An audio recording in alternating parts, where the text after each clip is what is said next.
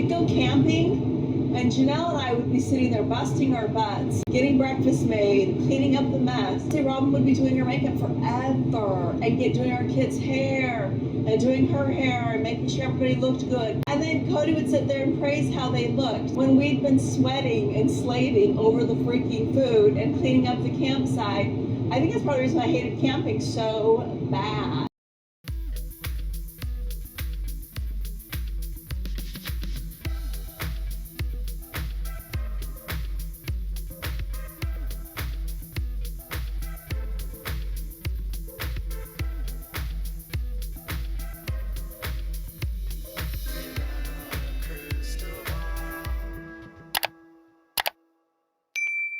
Hey friends, it's Katie from Without a Crystal Ball. Welcome back to my channel. You know what I think is hilarious?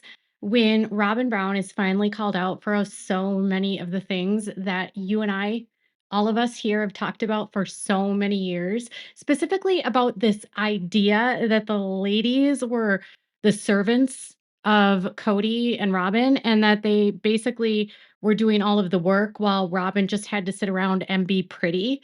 And in that very beginning clip, you literally hear Christine tell David about Kody wanting his wives to look nice, wanting them to wear makeup, and that she felt like if she didn't wear makeup, he didn't appreciate her, and that Robyn would often spend a lot of time on her appearance, getting ready, and he would throw it in their face. Now, this is just one example, for instance, about the camping.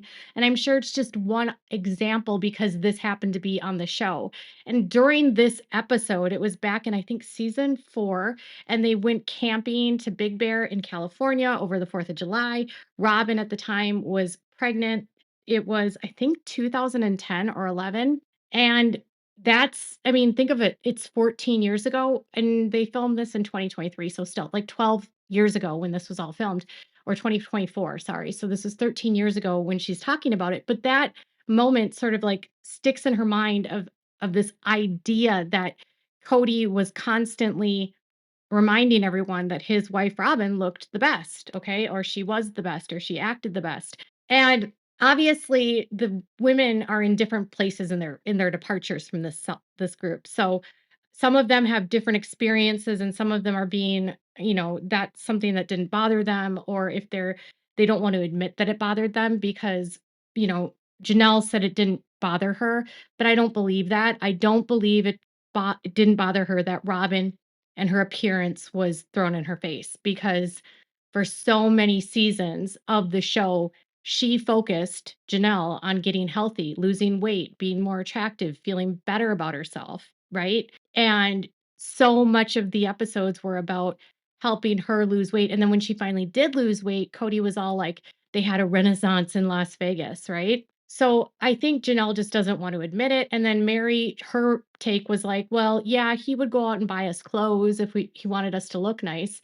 There's this idea that like there's on the one hand, yes, it's like super sweet when your husband or your partner buys you clothes, but if you're getting ready and wearing what he wants you to wear, and you're doing things for him and only for him so that you can get his attention, and he's picking out your clothes and your wardrobe, that can be a sign of someone that's a little bit controlling. Other celebrities that have been accused of being controlling have done similars where they try to like take over their wives' looks. That was a topic of the conversation in this recent episode. Another topic of conversation in this episode was all about the demise of the relationship between Meri and Robyn. And it kind of overlaid throughout several of the different segments. And, Robyn would be responding in a talking head. So she didn't have a conversation with anyone about this, right? So she was probably being asked questions from the producer about, where things stand with her relationship with Meri. And so naturally, Robyn used that opportunity to play the victim in all circumstances, and, basically accused Meri of the reason why she doesn't have a relationship with her is because Meri was talking crap about her online. So I'll show you a couple clips right here. Like when you moved away, I feel like if Kody and Nathan hadn't been there to see it, she probably wouldn't have shown up with that fabulous gift that she brought you? At that point, Kody and I were split. Our marriage was over. It was done. And then Robyn showed up, and I didn't know she was coming. She was very sad. And she wanted to talk to me, so we went into the house. What I understand Jen to say there is that had the cameras not been there and had Kody not been there with Nathan to see and help Meri, Robyn wouldn't have shown up, meaning that Robyn was only there for the fact that she wanted to check in on Kody to make sure he was behaving and that something wasn't happening between Kody and Meri, which I think is why Meri said, by this point, we had split up, and then Robyn shows up as though like Robyn's dropping in to check in to see what they're doing because she's jealous. And then also showing up because it's performative for the cameras. So Robyn had a history of like dropping in when Kody would go to other wives' houses because she needed to know what he was doing at all times.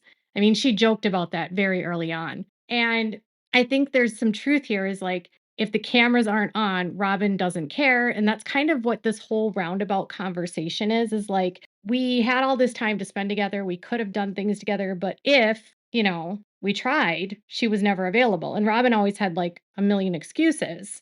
So it's really like them saying without saying it was Robyn was only pretending to be your friend for the show, which is disgusting, honestly. She very directly said, I don't know how to be friends with my ex-husband's wife. It was really hard for me. It was really difficult for me because I was like, sister-wife relationship is more tough than this. My ex-husband's wife, you know what I mean? And I think that there are a lot of conversations that we would have to have before we did that. I'm not convinced that she would be fully honest with me. And I'm not convinced that the things I would say to her, she would be very happy with. I think it's pretty telling that we're this far out now after she's left Meri. So it's 2024. She's been disconnected from the gaslighting of both Robyn and Kody. And she's in her own world and she's around friends that support her, which I think is amazing.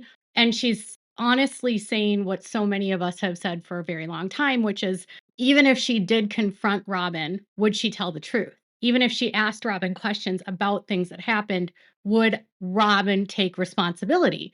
Would she be honest about her intentions? I think I can only guess. I'm speculating, but I think Meri has questions about the legal divorce. I think Meri has questions about the relationship that Kody and Robyn had before Kody and Meri met Robyn together.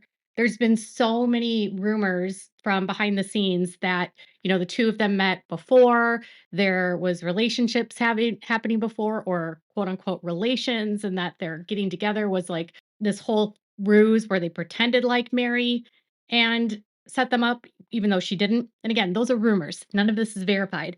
But I think it's enough of chatter that it's made its way to Meri. I think there's also questions about the money. I mean, quite honestly, it would be silly to assume that there wouldn't be questions about how the money was spent, where did the money go, why haven't you paid me back, things like that. And I also believe that there would be questions and conversations about their child Leon, because Meri has a child that is transgender and Kody and Robyn do not accept Leon. And Kody and Robyn say one thing on the show and then do another in private. And Meri says, I don't think she wants to hear what I have to say to her, meaning I believe that Meri's been holding back a lot for years with their narrative, and that she's probably at a point that if she did speak to her, she would probably give her a piece of her mind and be like, this is what you did. I saw what you did. I saw how it worked. I saw all of the manipulation. I saw all of the fraud. I saw it all. And that's why she doesn't think, in my opinion, Robyn would be honest. I wonder if any of these upcoming episodes will have the two of them actually having to confront one another. That would be interesting. I heard that she was bashing me and making fun of me to her friends in public. And I was very hurt by this. I feel angry. From my understanding, I don't think she wants a relationship. So I don't know. I don't know. I get that she probably feels a lot of grief and pain demise of our relationship, just me and her, like, I feel that too. There's a lot of anger. For Robyn to like play the victim and act like Meri's out there being nasty about her is ridiculous. Meri will answer questions on her page on Instagram and stuff. She has comments she makes on the show. So I don't know if she's talking about things that she says about Robyn to Jen on the show. But either way, for her to act like she's the victim in the situation and really not grasp the fact that she stole Meri's husband and now she's asking Meri to be okay with it because it was under the guise of plural marriage, even though, as Meri is starting to allude to, it all feels like a fraud. I don't think it's going to be anything, these two coming together, because Meri's even said recently that they don't talk at all.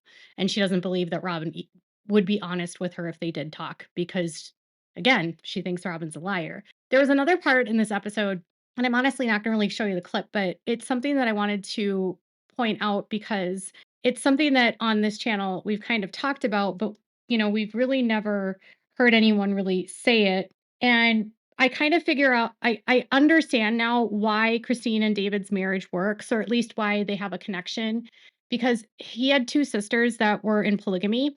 And so he has experience with dealing with people that have lived in polygamy. And so he can understand her when she talks to him about her frustrations that she dealt with, and he helps her process through a lot of what she's feeling, and he's a really good sounding board. I think he's very even-tempered, and he, gives very practical responses and validates her in a way that no one else has.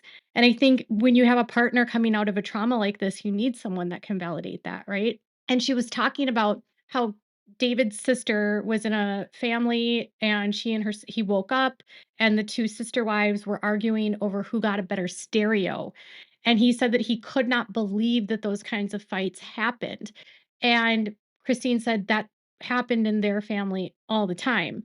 And she said that she would look at Robyn's house and see her couches and her decorations and her yard and her clothing and all of the things and be like, why does everything at her house, why is everything there so nice?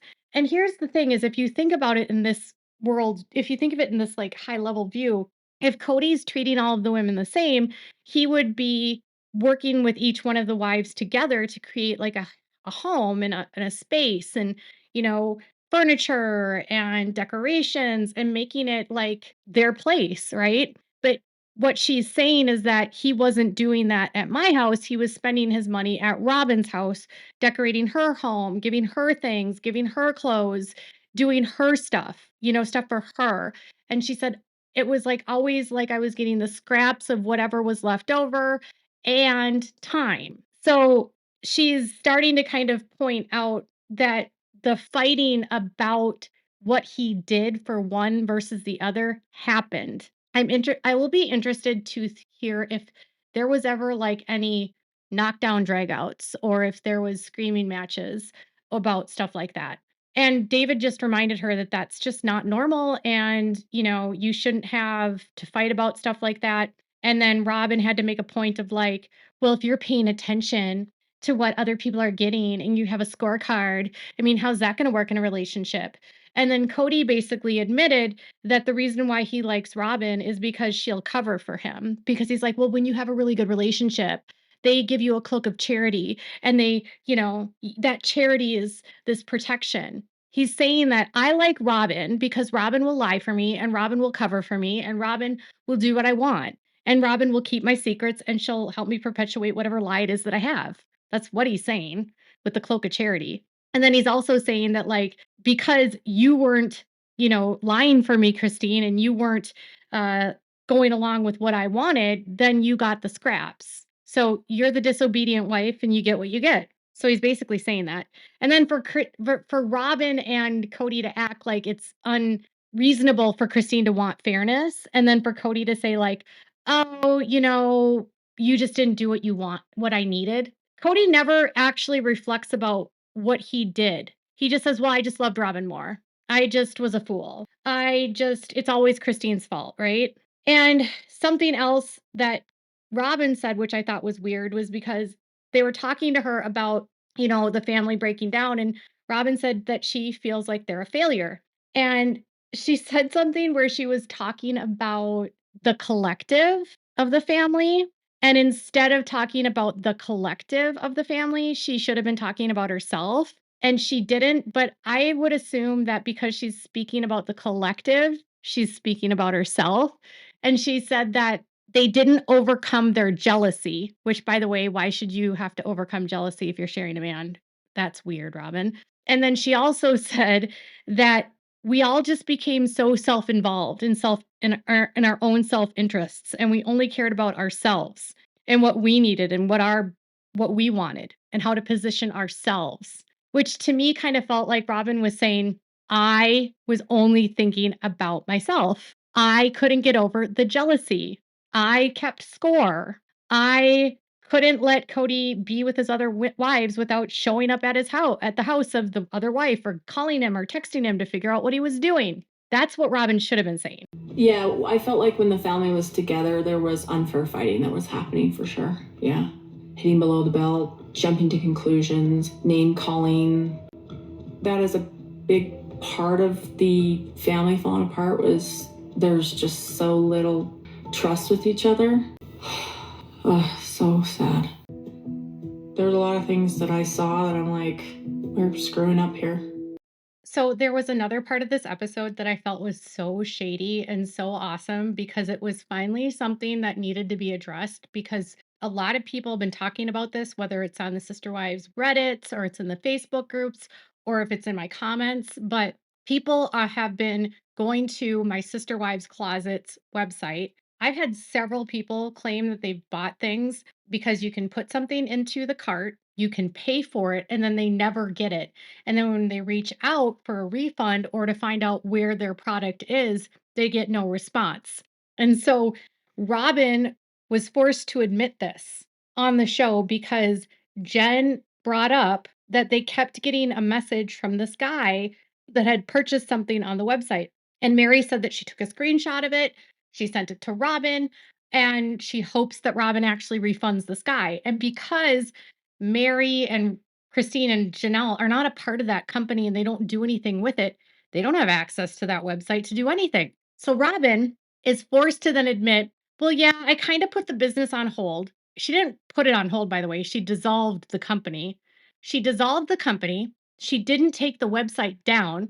She admits that she left the cart open so that you or me can go to the website, put something into the cart, and buy it. And that every once in a while, she has to deal with a customer ordering something. Here's the thing. If you're selling a product, Robyn, or if your company dissolves, disable the website, disable your Shopify, and take away the cart. There's really no reason why that cart should be open if she says the business isn't running. It's insane. Which this kind of, when I say that this is shady for what Meri did and why I'm glad she did this, is she's basically confirming what a lot of people were saying, is that Robyn is ripping people off through the Sister Wives, my Sister Wives Club website. Fans are not getting their money back, and she's having to deal with the fact that Robyn hasn't disabled the cart. Why would you keep your website live if the company is dissolved? Why would you keep your cart and your Shopify active on your website if you aren't actually a business? All you have to do is click unpublish page. It takes 2 seconds. Or unpublish shop. She shouldn't be using the website for products, and she shouldn't be acting like the fans find it and it's like their fault for dealing with it. And it's like their fault because they got it into the cart. And poor Meri and like Jen, why do they have to deal with Robyn not disabling her website? I mean, Robyn has time to spend all that money on Etsy. You'd think she'd be able to unload and like disable her Shopify and her cart. Why is the website even live if they don't have a business anymore? So thank you, Meri, for pointing out that Robyn is ripping people off via the website. Tell me what your thoughts are in the comments below about all of these revelations. Make sure to give this video a thumbs up. Make sure to subscribe to my channel if you haven't subscribed, and click the bell so you never miss a video. Thanks so much for watching. Bye, guys.